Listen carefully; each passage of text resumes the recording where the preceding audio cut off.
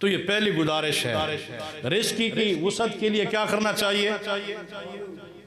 با وضو رہنا چاہیے۔ با وضو رہنے سے اللہ رزق میں وسعت عطا فرما دیتا ہے، رزق میں اللہ برکتیں عطا فرما دیتا ہے۔ اسی صحابی نے ساتھ ہی دوسرا سوال کر دیا، حضور ارید ان اکون اعز الناس، میں چاہتا ہوں کہ لوگوں میں سے سب سے زیادہ عزت والا بھی ہو۔ بعض بندے کو پیسہ ہوندہ پر عزت نہیں ہوندی، خالی پیسہ ہونا کمال، رزق کے ساتھ عزت بھی ہونی چاہیے۔ یہ دوسرا سوال پہلے سوال سے بھی عظیم ہے، حیثیت کے اعتبار سے۔ ان اکون اعز الناس، حضور لوگوں میں میری عزت ہونی چاہیے۔ تو کریم آقا نے اس کا علاج کیا بتایا؟ فرمایا لوگوں سے نہ مانگا کر، جب بھی مانگ کریم اللہ سے سوال کر۔ لوگوں سے مانگنا چھوڑ دے، اللہ تجھے عزت عطا فرمائے۔ فاروق اعظم عمر بن خطاب رضی اللہ تعالیٰ عنہ کے پوتے ہیں حضرت سالم بن عبداللہ، یہ طواف کعبہ کر رہے تھے حرم کے اندر۔ ان کی ملاقات ہوگی ہشام بن عبد الملک شامی خلیفہ کے ساتھ۔ اس شامی خلیفہ جو وقت کا بڑا بادشاہ تھا، اس نے پوچھا اللہ کا حاجتن سالم، کیا تیری کوئی ضرورت ہے؟ اگر تیری کوئی ضرورت ہے تو میں بادشاہ وقت ہوں، تیری ضرورت کو پورا کر دیتا ہوں۔ تو حضرت سالم بن عبداللہ رضی اللہ عنہ نے فرمایا اتق اللہ، اوہ ہشام، یہ خانہ کعبہ کا طواف میں کر رہا ہوں، تو طواف کعبہ کرتے ہوئے میری توجہ اپنی طرف مبذول کروانا چاہتا ہے۔ اتق اللہ، اللہ سے ڈر، یہ رب کا در ہے، اس در پہ مجھے رب کا ہو کے رہنے دے، میرے خیال میں کسی اور بات کو نہ لا۔ یہ بادشاہ تھا، سوچا ممکن ہے یہ طواف کر رہا ہے، اس لیے ابھی اس کی سوچ یہ ہے۔ جب طواف کی تکمیل ہوئی، یہ باہر نکلے، پھر ٹاکرا ہو گیا ہشام سے۔ تو سالم بن عبداللہ سے پوچھا اللہ کا حاجتن، سالم اب تو نے طواف مکمل کر لیا ہے، اب بتا اگر کوئی ضرورت ہے تو میں تیری ضرورت پوری کر دیتا ہوں۔ تو حضرت سالم نے فرمایا رضی اللہ تعالیٰ عنہ، تو دنیا کی ضرورت پوری کرے گا یا آخرت؟ اس نے کہا آخرت کی ضرورت تو میں پوری کر سکتا نہیں ہوں، صرف دنیا ہی کی ضرورت ہے۔ فرمایا پھر سن، جس نے دنیا بنائی ہے، میں نے جب اس سے نہیں مانگی تجھ سے کیسے مانگنی؟ اس دنیا کا سوال تو میں نے رب سے بھی نہیں کیا، تجھ سے میں نے کیا دنیا مانگنی ہے؟ یہ جن کی سوچ اتنی کامل اور جن کی فکر اتنی عظیم ہو جاتی ہے، پھر رب ایسے بندوں کو عزتوں کے تاج پہنا دیتا، پھر وہ کسی کے محتاج نہیں رہتے، جگ ان کا محتاج ہوتا۔ حضور عزت چاہتا ہوں، فرمایا مانگنا بند کر دے، جب لوگوں سے تو مانگنے سے رہ جائے گا، صرف کریم اللہ سے تو اپنی مشکل اور اپنی حاجت اور اپنی ضرورت کو پورا کرنے کی استدعا کرے گا، تو میرا رب تجھے عزت بھی عطا فرما۔ آج جو نا یا منگن ویلے منہ ڈنگا ہوئے تو یا پھر مرن ویلے نہ مانگ کسی سے۔ ہائے ہائے افسوس سے تو یہ بھی کہنا پڑتا ہے کہ ہماری تو مساجد بھی مانگنے پہ چل رہی ہے۔ ناراض نہ ہو، ہم اللہ کے گھر کو بھی جھولی پھیلا کے چلا رہے ہیں، بھیک پہ خدا کے گھر چل رہے ہیں، تو ہمارا نظام کیسے چلے گا؟ یہ جو روٹین بن گئی ہے، روٹین اگر شریعت کے مطابق ہے پھر تو ہے ٹھیک۔ اپنے دل سے پوچھیں، ہم اپنے گھر کو جھولی پھیلا کے نہیں چلاتے، یہ صرف گھر کے نظام کو ہم جھولی پھیلا کے چلاتے ہیں۔ جب صاحب ایمان مسلمان تیری سوچ محبوب کریم علیہ الصلوۃ والتسلیم کے فکر کے مطابق بن جائے گی، پھر اللہ صرف دنیا میں نہیں، مرنے کے بعد قبر میں بھی تجھے عزت عطا فرمائے کہ نکیرین کرتے ہیں تعظیم ان کی فدا ہو کہ ان پہ یہ عزت ملی ہے۔ تو آقا کی غلامی کو اختیار کر کے دیکھ تو صحیح، تو حضور کا بن کے حضور کے نام پہ بیک کے دیکھ تو صحیح، پھر تیری عزت کتنی بنتی ہے۔ اُرِيدُ أَنْ أَكُونَ أَعَزَّ النَّاسِ، حضور میں چاہتا ہوں کہ سب لوگوں سے زیادہ عزت والا بن جاؤں۔ فرمایا کسی سے دست سوال نہ اٹھا، کسی کے سامنے اپنا دکھڑا نہ رکھ، تو جب بھی مانگ اپنے رب سے مانگ۔ نحن اقرب الیہ من حبل الورید، وہ فرماتا ہے ہم تو تیری شاہ رگ سے بھی زیادہ قریب ہیں۔ سادے لفظوں میں ایسے کہہ دو، انسان تو بذات خود اپنی اتنا قریب نہیں ہے، بندہ تو بذات خود اپنے اتنا قریب نہیں ہے جتنا وہ کریم رب تیرے قریب ہے۔ اس لیے سلطان باو فرماتے ہیں اے تن رب سچے دا حجرا وچ پا فقیرہ جاتی ہو، نہ کر منت خواج خجر دی او تیرے اندر آب حیاتی ہو۔ شوق دا دیوا بال ہنیرے متا لبی راہ کھڑاتی ہو، مرن تو اگے مر گئے باہو جنہ حق دی رمز پچاتی ہو۔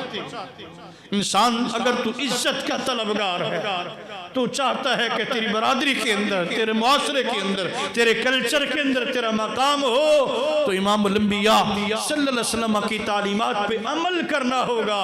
فرمایا نہیں، تو نے جب بھی اپنی مشکل پیش کرنی ہے اللہ کے دربار میں پیش کر، جب بھی سوال کرنا ہے اللہ کے دربار میں دست دعا اٹھا اور سوالیت بن کے انداز یہ پیش کر، کریم رب تیری مشکل بھی آسان کرے گا اور اللہ تجھ عزت بھی عطا فرمائے۔ بخاری شریف کی حدیث پاک ہے، ایک بندہ سفر کر رہا تھا، جا رہا، چلتے چلتے اس بندے نے بادل کے اندر سے ایک آواز سنی۔ بادل کی ویسے تو گرج ہی ہوتی ہے، انسانوں جیسی اندر سے آواز آئی، امطری بستان فلان، وہ بادل فلاں بندے کے باغ میں جا کے برس۔ باقاعدہ ایک بندے کے نام کی آواز، فلاں بندے کے باغ میں جا کے برس۔ اس سننے والے نے سنا تو بڑا حیران ہوا کہ بندہ یقیناً بڑے کمال کا ہوگا جس کا نام بادل کے اندر سے لیا جا رہا ہے اور اس بادل کو حکم دیا جا رہا ہے کہ فلاں بندے کے باغ میں جا کے برس۔ بخاری کے حدیث پاک کا مفہوم ہے، یہ بندہ بادل کے ساتھ سال چل پڑا، یہ بستا کہاں؟ چلتے چلتے وہ بادل ایک پہاڑ پہ برسا، برسنے کے بعد پانی ہوتا ہوا نیچے آیا، یہ پانی کے ساتھ ساتھ یہ پانی کہاں جاتا ہے؟ دیکھا سامنے ایک بندہ کاندھے پہ کشی اٹھا کے کھڑا تھا، جیسے پانی کے انتظار میں کھڑا۔ اس نے بند کاٹا، باغ کے اندر پانی چلا گیا۔ اس نے پوچھا کہ تیرا یہ نام ہے؟ اس نے کہا میرا یہ نام ہے۔ کہا یہی نام میں نے بادلوں سے سنا ہے۔ بڑا یار تیرا مقام ہے، سپیشل بادل تیرے باغ کی شرابی کے لیے برسا ہے، بتا تو کرتا کیا ہے؟ اس نے کہا بس میری لو اسی سے لگی ہوئی، اس باغ کی جو آمدنی اس کے میں 3 حصے کرتا ہوں۔ کتنے حصے؟ 3 حصے کرتا ہوں۔ ایک حصہ غریبوں میں، ضرورت مندوں میں، حاجت مندوں میں تقسیم کرتا ہوں، دوسرا حصہ اپنے گھر لے جاتا ہوں، اور تیسرا حصہ اس باغ کی بہتری میں لگا دیتا ہوں۔ یعنی 100 روپے کی آمدنی ہے نا، اس میں جو 33 روپے 33 پیسے پلس وہ غریبوں میں تقسیم کر دیتا ہوں۔ زکوٰۃ تو ہے نا 2.5%، 100 میں سے 2.5 روپے۔ ہمیں 2.5 روپے خرچ کرتے ہوئے تکلیف ہوتی ہے، یہ عجب بندہ ہے جو 33 پلس 33 خرچ کر رہا ہے، اور اب پھر نواز بھی اس انداز میں رہا ہے، لوگوں کا محتاج نہیں ہے، جگ اس کا محتاج۔ دست دعا اٹھانے کی ضرورت ہی نہیں پڑتی، جو ضرورت ہوتی ہے بن مانگے کریم اللہ ضرورت کو پورا فرما دیتا ہے۔ فرمایا یہی وجہ ہے تیرا رب تجھ سے اتنا پیار کرتا ہے، تیرا عمل رب کو اتنا پسند اور محبوب ہے، بن مانگے کریم تیری ضرورت کو پورا فرما دیتا ہے۔ اور یہ انداز محبوب کریم علیہ السلام نے اپنے صحابہ کو سکھایا۔ حضرت انس بن مالک رضی اللہ تعالیٰ عنہ صحابی رسول ہیں، خادم مصطفیٰ ہیں صلی اللہ علیہ وسلم۔ مدینہ طیبہ کے اندر سارے باغ سال میں 1 مرتبہ پھلتے تھے، انس بن مالک کا سال میں باغ 2 مرتبہ پھلتا تھا۔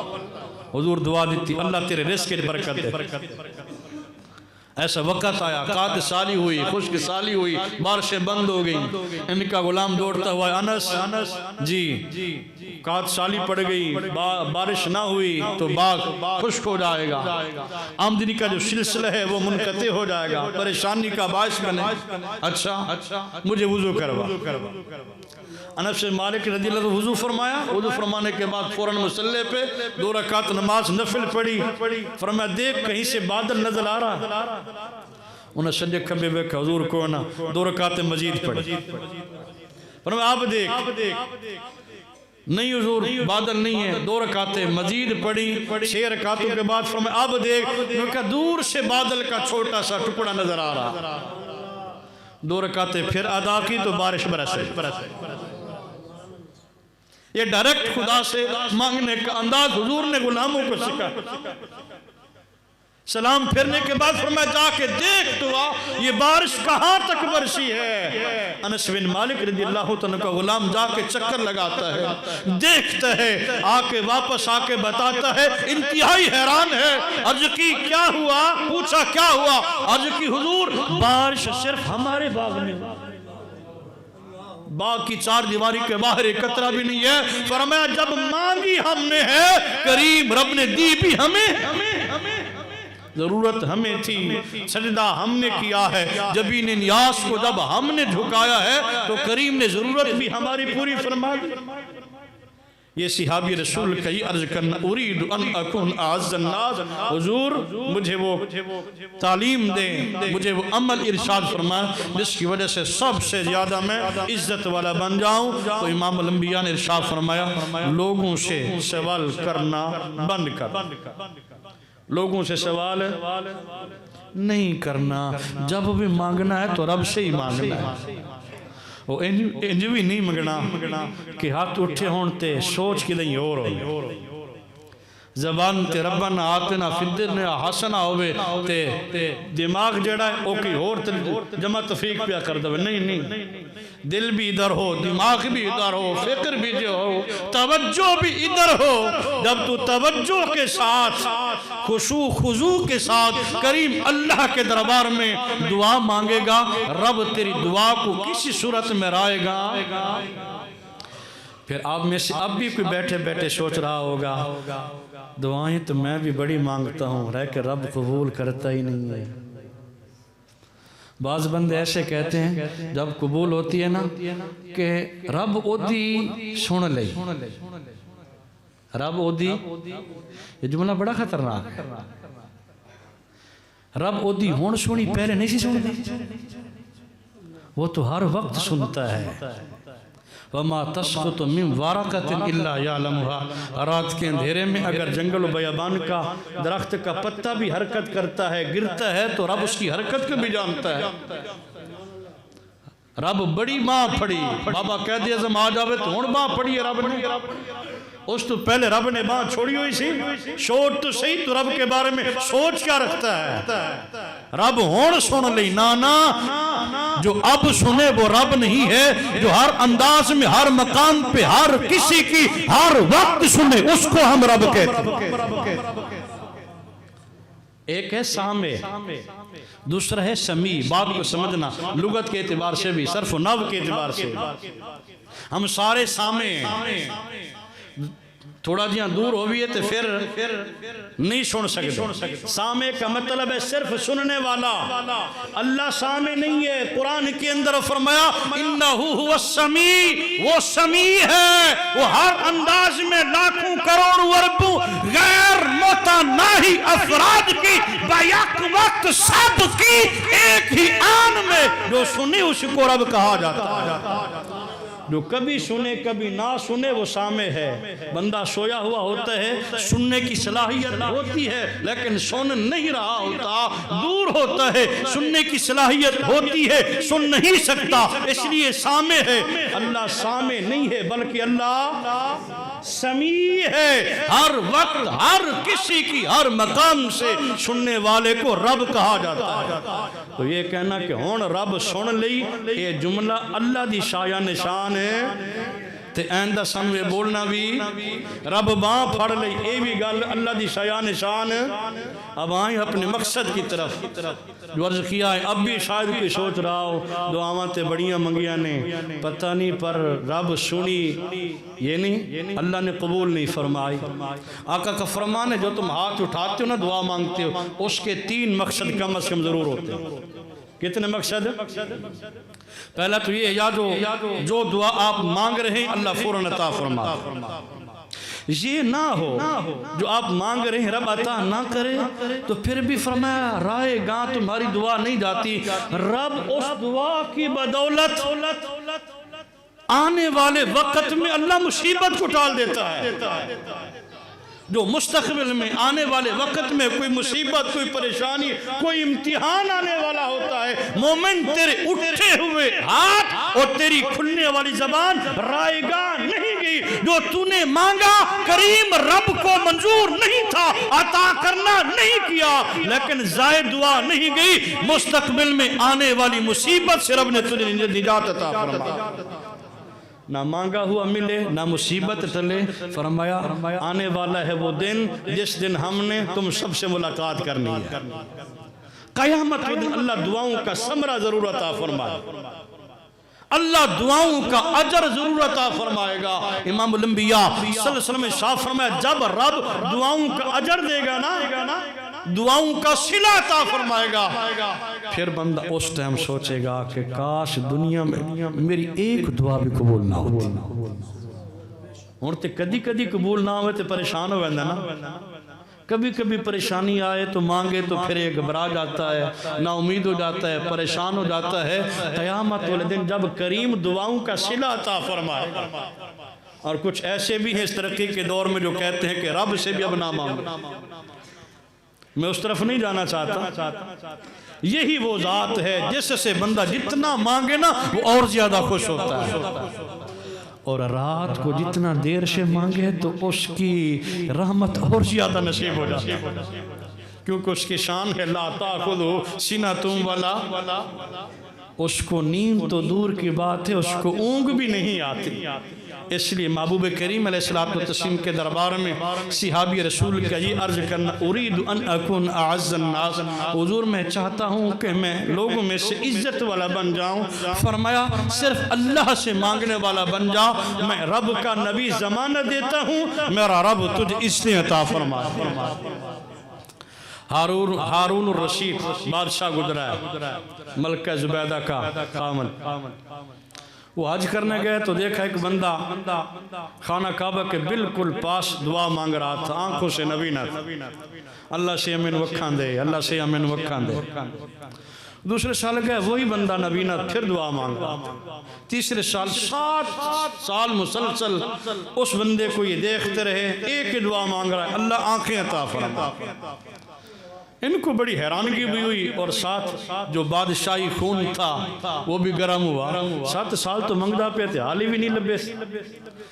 اپنے وزیر کو کہا اس بندے کو بلا کے لے، وہ گیا نبینوں کو پکڑ کے بادشاہ کے سامنے کھڑا کر دیا۔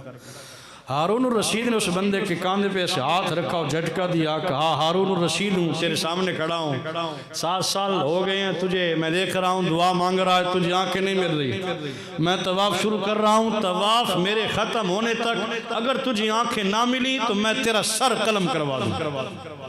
یہ بات کی اور نبی نے کو چھوڑ دیا، طواف کعبہ شروع کر دیا۔ ہارون الرشید تاریخ کہتی ہے ہارون الرشید نے صرف 2 چکر کاٹے تھے، ابھی طواف پورا ہی نہیں ہوا تھا، 2 چکر کاٹ کے تیسرے کے درمیان وہ اس بندے سے ٹاکر ہوا تو نبیوں کو آنکھیں مل چکی، روک گئے ہارون الرشید، اتنی جلدی تجھے آنکھیں مل گئیں، 7 سال میں نہ ملی۔ اس نبی نے بھی کہا ہارون الرشید جی میں ہون منگیا ان پہلے منگیا بھی تنائی، اب پتہ تنا کہ جان چلی جائے گی، سر تن سے بندہ رو پڑا ادھر سے، کہتے ہیں دل سو جو نکلتی ہے اثر رکھتی ہے، مومن کلمہ تیرے پاس ہے، سارے نبیوں کے سردار کا تو غلام ہے، اللہ کے دربار میں امید کامل رکھ کے اور رب کی رحمت کا طلبگار بن کے اور ندامت کی آنسو بہا کے تو دیکھ تو صحیح، رب کعبہ کی قسم تیرے چہرے پہ وہ آنسو گرنے سے پہلے اور یہ ہاتھ چہرے پہ پھرنے سے پہلے رب اپنا فیصلہ بھی بدل کے رکھ دے۔ آقا کا فرمان ہے الدعاء یرد القضاء او کما قال علیہ السلام، فرمایا میرا جب امتی اللہ کے دربار میں ہاتھ اٹھاتا ہے نا، یہ صاحب ایمان جب دعا مانگتا ہے کریم اللہ کی رحمت کا طلبگار بن کے، یہ ندامت کی آنسو بہا کے جب دعا مانگتا ہے نا تو اس کی دعا تقدیر بدل کے رکھ دیتی ہے۔ الدعاء یرد القضاء، سمجھو دعا کے اندر اتنی پاور اور اختیار ہے۔ دعا کرو کہ ہمیں مانگنے کا انداز ہم اس سے مانگنے والے شالہ بن جائیں، اس کی رحمت کی بھیک مانگنے کا انداز ہمیں نصیب ہو جائے۔ ایک قطرہ بھی جیتے جی نصیب ہو گیا تو پھر دونوں جہانوں میں بیڑا پار ہے، یہاں بھی اللہ اس کی عطا فرمائے گا، مرنے کے بعد قبر میں بھی اور معاشر کے میدان میں بھی امام الانبیاء صلی اللہ علیہ وسلم کی شفاعت یقیناً نصیب ہو۔